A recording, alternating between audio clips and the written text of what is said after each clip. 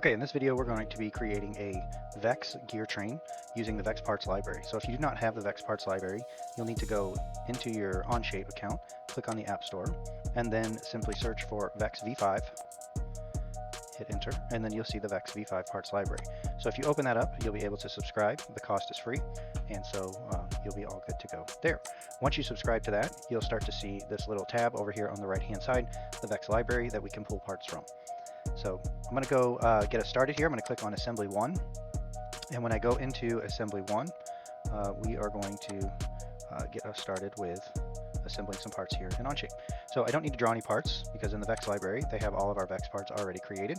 So I'm going to start by clicking on the little tab to expand it. And then we're going to use some C-channel plates to make the sides the structure for our gear train.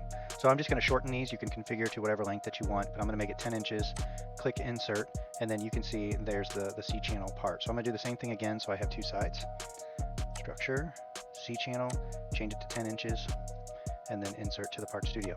Now when they insert into the Part Studio, they always go to the same place. All the parts do, so you'll see that if I click and grab one and move it, and the other one is there. All right, so now we're going to go ahead and start assembling this together, and to do that we're going to be using the fastened mate, which is right here. You can also click M on your keyboard, and now we're going to choose the mate connector. So I'm going to choose 2 points that I want to be fastened together. So I'm going to choose this little hole right here. This hole works out like it's in the middle, and then both plates have the same hole, so it will automatically line itself up, which is good. So to place the mate connector, I'm going to hover over the surface, over the face that I want to connect to. I'm going to hold shift, and that's going to allow me to move off of that plate into the center of that little square. So I'm going to click and place that mate connector there. And then we're going to do the same thing over here. I'll hover over the plate, hold shift, move over the center of the square, and now they are fastened together. Now, the way that the fasten came in was that they are sitting right on top of each other right now. So if I flip the primary axis, you'll see that the two of them are back to back, which is what I want now. Yep, back to back. All right, but the only problem is I now need these to be aligned with each other. So I can click the rotate, and you'll see that it will rotate around, and there we have it. These two plates are now back to back. So now I'm going to simply offset. So I'm going to put in an offset here in the Z direction of 2. Okay, that went in the wrong direction, so -2. Hit enter, and then, okay, that's what I want. So we're going to place all of our gears in between these two plates, and so I'm happy with this fastened mate, so I'm going to hit the green check, and we're going to go ahead and move forward. Okay, just to make things a little bit easier, I'm going to right-click on this and fix one of the plates so that it no longer moves when we're moving things around. So this is kind of locked in place. So the next thing we're going to do is we're going to choose some gears. So I'm going to start by taking a 36-tooth gear and insert that into the Part Studio, so you'll see that show up. We'll go ahead and grab another gear. We'll make this one an 84-tooth gear. Insert. And again, they all go into the same spot, so it's kind of going right over one another. And then finally, we'll do the last gear, and we'll make this one a 60 this way. Okay. All right, so I'm just going to spread these gears out a little so that we can see the different gears. And we're going to go ahead and also put in our bearing plates, our little flat bearings. So they already have the screws put on them, which is nice. So I'm just going to click insert, and I need 6 of those. So right now I've got 1. Move this over 2. We'll just keep placing those in the right spot.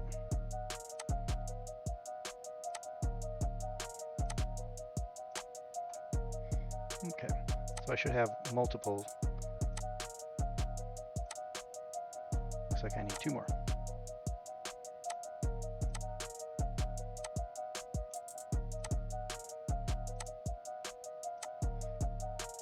Okay, once we have that done, we are ready to start placing our gears in. So I'm going to place this bearing plate right here in these 3 holes, and I'm going to do the same thing on the other side, and then we're going to put a shaft and the gear on that. So this would be the back side. So again, we're going to use a mate feature. This time, again, we're going to use fasten. So I'm just going to type M on the keyboard, leave it here at fastened, and I'm going to choose this little hole. But I'm going to make sure that the mate connector is flush with this surface here. So I can even use this surface and hold shift, and then I'm going to go out to the middle of the hole and click there. And so I've got that selected, and then I'm going to place that one in the middle of this square. So I'll go to the surface, hold shift, and click. And there it is. Now it came in, but it's on the wrong side. So again, we're going to use the flip primary axis, and now it is on the correct side. So we're going to go ahead and say check. And we're going to do the same thing with another one here.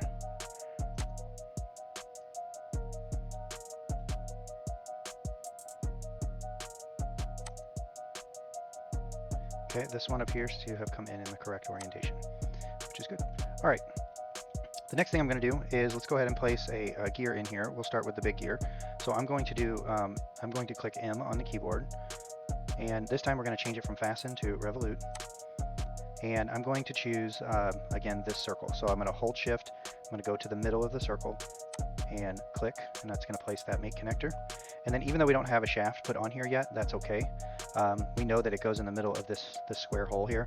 So same thing, hold shift, choose the center of the hole, and then our gear came in, but again, it's on the wrong side. I'm gonna flip it, and then now we just want to do a little standoff, like offset it back a little ways so that it's not interfering with the metal and it's more closely to the middle.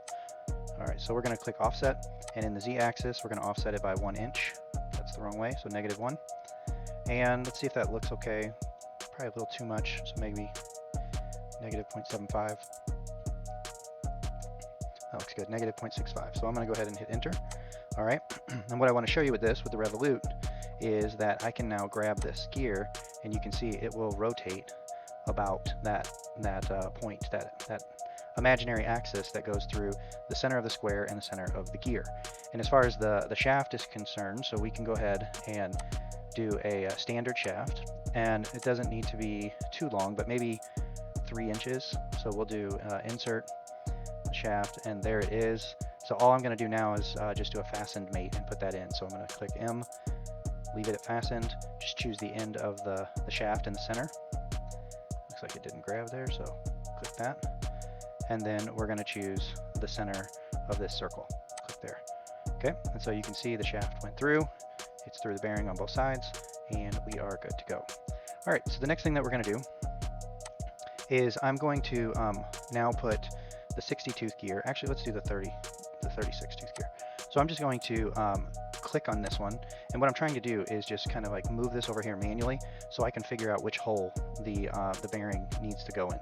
So, but it's in the wrong orientation. So if I just click on it and highlight it, I can now grab these little arrows here, or these little symbols here, and I can just move it 90 degrees. Okay, so I'll put in 90, and there it is. So it's at 90 degrees to what it was before. It may not be perfect here, but basically it will allow us to look at kind of from a head-on view here. And I can just kind of move this in place, and it looks like the gear, or the bearing, the middle of the bushing is going to need to be right here in order for these two to line up. So you can see the hole right there through the gear. So that's the one that we're going to put it in. So I'm going to leave that right there just to kind of be our placeholder. And then we're going to grab another one of these. So I'm going to fasten this on. So M, get the mate connector there, and then it looks like it is this one here. So I'm going to hold shift, go to the center, click there. All right, it came in the wrong direction, so we're going to flip it and hit check, and that should be in the right spot. So we'll go ahead now and just put the gear in just to make sure. So we'll do a mate, and then it's going to be a revolute. And again, we're going to get the center. So I'll hold shift, go to the center, got that, flip that around. Same thing, we're going to go here, hold shift, go to the center, click, and then we're going to offset this back a little bit here. So the last one we had to offset was 0.65, so -0.65. All right, pretty close. I think we did it from the other side. -0.75. So there it is. So it looks like they're pretty close. -0.76. There, that looks good. All right, but more importantly, it is meshed with the other gear, so we know we have it in the right spot. So again, now we're going to put Let's go ahead and just put the shaft in, and that'll make it easy to find what hole the other bushing goes in. So we'll make that shaft 3 inches. We'll go ahead and hit insert, put a mate. It's just going to be a fasten mate. Choose the end of the shaft. And again, we're going to put that here. Okay, so that goes through, check. And now we're going to put that other bushing on the other side. So we're going to do a fastened. And it's going to go right. Again, hover over the plate, hold shift, go to the center of the hole, and check. Good. Okay, so we can check and make sure that this this gear rotates. So it looks like it's on a revolute, so it rotates just fine. And now finally we're going to put the last one in. So same thing as before. I'm going to click on it, I'm going to start to move it, and then I'm going to type in 90 degrees, hit enter, and then now we can kind of look at it head on and see where this one needs to go. So I'm going to move this out, and we'll find the hole that needs to be in. So it looks like it's going to go right there. So now we will go ahead and put the bushing in, the bearing in. So we're going to fasten.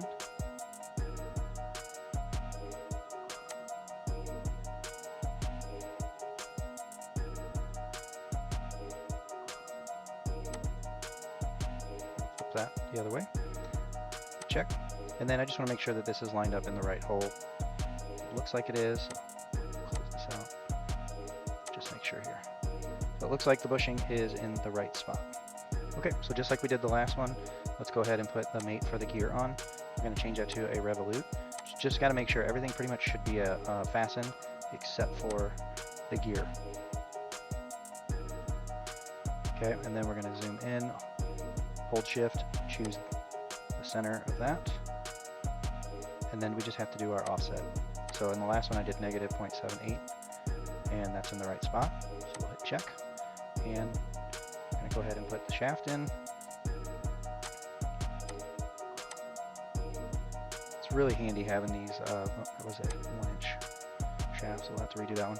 It's really handy having these parts already made for us, and that's one of the benefits of using Onshape is you can connect with so many different libraries. So, okay, so we're going to use a fasten connect, a fasten mate there, and choose that, and check. All right, last but not least, we have this last little bearing to put on, but then we're going to go ahead and animate it, and so that we can see all the gears running. And so so that's going to require us to put in what's called a gear relation, so that it knows the appropriate gear ratio and the direction that the gears should be rotating in. And that's a pretty simple process as well. Okay, all right, so there we have it. We have a gear train. It's a simple gear train. We have an 84 tooth gear, 36, and a 60, and it doesn't really matter which one's the driver and which one's the driven. So we'll go ahead and put this gear relation on right now.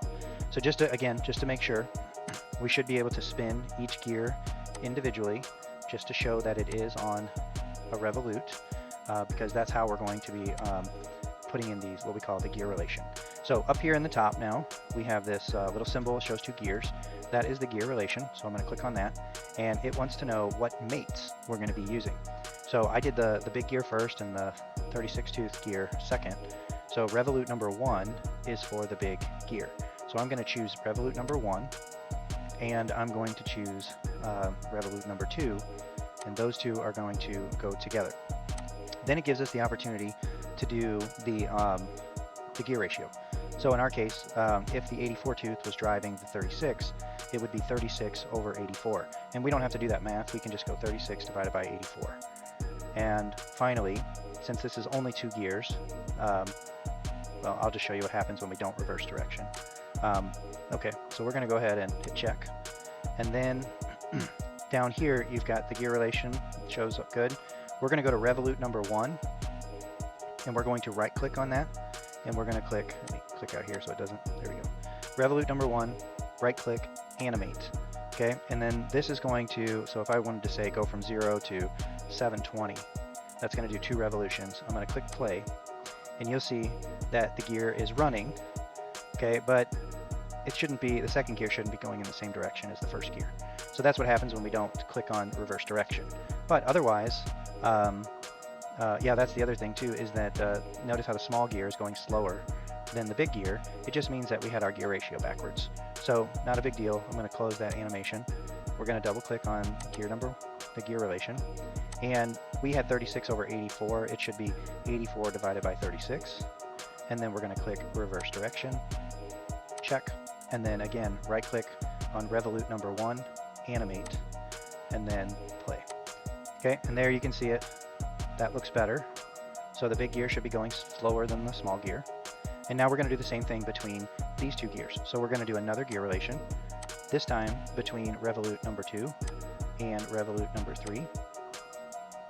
And we're going to do the gear ratio of 60 divided by 36, and we're going to reverse direction. Okay, and now if I just stick with 1, with revolute number 1, I can animate that, hit play, and then you'll see it's working, but I have the gear ratio backwards again.